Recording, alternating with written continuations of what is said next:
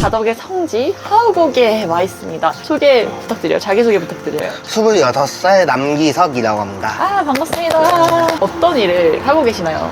미니 PC 쪽 지금 개발하고 이제 기술 영업 쪽에 지금 있습니다. 자전거를 입문하신 지가 얼마나 되셨어요? 이제 한 5개월 차, 6개월 차 지금 들어가고 이제 이제 슬 4인 단계를 벗어나려고 하는 딱 계열수라고 생각해 주시면 될 것 같아요. 네. 자전거라는 걸 어떻게 해서 타야겠다라는 마음이 들었을까? 회사에서 건강검진을 한번 받았는데 유산소 위주로 해서 좀 운동을 하면 좋겠다라고 그렇게 좀 결과가 나오면서 이제 뭐가 있을까 좀 찾아봤는데 이제 수영하고 자전거 두 가지였는데 알다시피 시기가 시기인지 수영은 워낙에 좀 힘들고 자전거로 그렇게 운동을 시작하게 되었습니다. 점차 늘려서 현재는 거의 한 100kg, 한 120kg까지는 힘들지만 이제 이렇게 퍼지지도 않고 왔다 갔다 할 수 있을 정도라고 생각해 주시면 될 것 같아요. 이 100km라는 숫자가 사실 진짜 어마어마한 숫자예요, 그렇죠? 예. 그러면은 대충 가보신 것 중에 100km는 이 정도다 라고 얘기할 수 있는 거리를 얘기해 주신다면? 흔히 생각하는 군포에서 이쪽 아라뱃길 정도 왕복하면 차로 한 100km 나오는데 이제 자전거는 120km. 쉽게 생각해서 그냥 성남에서 천안 정도까지 그냥 왔다 갔다 했다는 정도라고 생각해 주시면 될 것 같아요. 시간 같은 경우는 한 차량에 한 최소한 3배에서 한 4배 정도 생각해 주시면 되고요.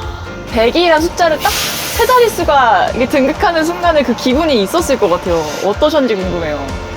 내가 열심히 노력한 결과다 보니까 좀 약간 뿌듯한 것도 있었고 100km도 넘었으니까 이제 다음 이제 뭐 150, 뭐 200 같은 경우는 그렇게까지는 무섭지는 않은 것 같아요. 얼추 힘들다는 걸 알고 있지만 내가 이걸 할 수 있을까? 그 정도지 무서워 못하겠어. 그 정도까지 아는 것 같아요. 이런 걸 100km를 나도 해봐야겠다, 장거리를 타봐야겠다라는 사람한테 줄 수 있는 팁이라든지 본인만의 노하우 같은 게 있을 것 같아요. 우선 봄크를 방지하는 게 제일 중요하다고 생각하고요. 20km, 30km마다 이제 파워젤 같은 거 이제 그런 것들 좀 보급해주던가 양갱같이 좀 당도 높은 것들을 좀 많이 먹어주는 게 좀 중요하다고 생각해요. 주변에 이제 뭐 편의점이나 카페 같은 것들 미리 이제 거기에 갈 거엔 주변에 또 딴 곳이 있는지 한 5km 전후에 있는 보급소는 좀 찾아두는 편이네요, 제가. 편의점 가면 이건 꼭 보급하면 힘이 나더라 이런 거 있었어요? 좀 아시는 분들은 잘 아시겠지만 저는 파워에이드에 콜라를 섞어 먹어요. 파워에이드만 먹을 때보다는 약간 청량감도 있고 훨씬 저는 괜찮더라고요. 파워에이드 8에 콜라 2 정도 저는 해서 먹고 있어요. 꾸루떡이나 이제 양갱처럼 좀 칼로리도 좀 높은, 당도 높은 제품들 먹어주면 좀 확실히 도움이 되더라고요. 정확하게 그러면은 막 예를 들어서 120km예요. 그러면은 어떻게 나누세요? 우선은 이제 바람이 안 불던가 아니면 뒷바람, 흔히 말하는 순풍 기준에서 거의 30km에서 40km마다 저는 잡고 있고요. 만약에 복귀할 때 역풍이거나 하면 이제 조금 10km 정도 더 짧게 이제 20km, 25km 그렇게 좀 짧게 상황에 따라 좀 잡아놓는 편이에요. 그러니까 저는 그 카카오맵을 이용해서 좀 코스를 좀 짜는 편인데요. 성남에서 가평 간다 하면 목적지를 찍어놓고 그다음에 한 30km 부근에 로드뷰를 보면서 거기에 이제 경유지를 추가한다 보면 될 것 같아요. 자전거도 위주로 타는 편이고요. 카카오맵이 좋은 게 최단거리, 자전거도 우선, 편한기 이렇게 세 가지를 알아서 좀 짜주거든요. 카카오맵 자체 위주로 저는 좀 많이 짜는 편이고요. 또 이제 장거리를 가다 보면 이거는 진짜 해보니 최고더라, 장거리 갈 때 이런 게 있었을까요? 흔히 말하는 우레타면 이제 소음이 저리다던가 아니 어깨가 저리고 그런 것들, 목 같은 거 저린 것들 좀 있잖아요. 그런 부분 같은 경우는 솔직히 타면서 해줄 수 있는 거는 이제 이쪽 핸들바 포지션들 이제 바꿔주는 거 하고요.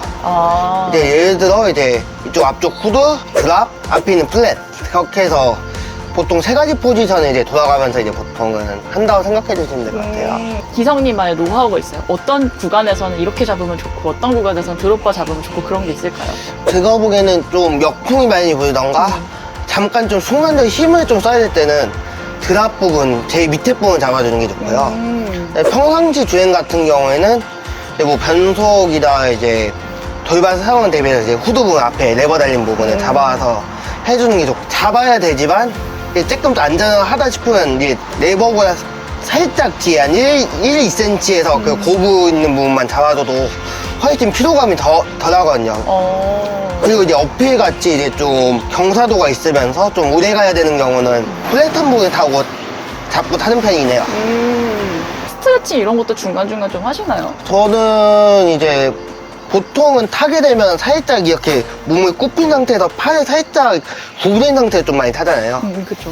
흔히 말하는 슈퍼맨 자세처럼 쭉 뻗고 목을 앞으로 당기고 몸을 이렇게 뒤로 밀면 그것만 해도 많이 도움이 돼요. 그럼 어깨나 목 저리는 것들도 많이 좀 줄어들 거예요. 아, 그러면 내려서 중간에 아니, 타면서. 타면서? 예. 아, 타면서 이렇게 하신다고요? 예. 보급 자체가 좀 길어질 것 같다. 다음 보급수가. 그러면 타면서 저는 좀 많이 그렇게 풀어주는 편이에요. 100km 가려고 하면 저 같은 자린이는 펑크 이런 거 났을 때 너무 아찔해요, 그 상황이. 그런 경험도 혹시 있으세요? 그 장거리 뛰다가?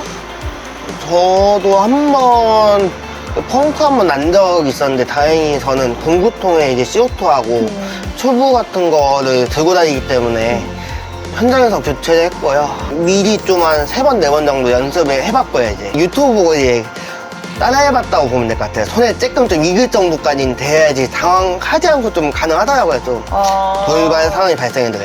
만약에 혼자서 그렇게 가신다고 하면 지방 같은 데 가면 진짜 주변에 뭐 자전거 샵이다 그런 것들이 없는 것들이 워낙에 많더라고요. 저희 이제 자전거 한번 보면서 또 이야기를 이어나가 보도록 하겠습니다. 하나, 둘, 셋.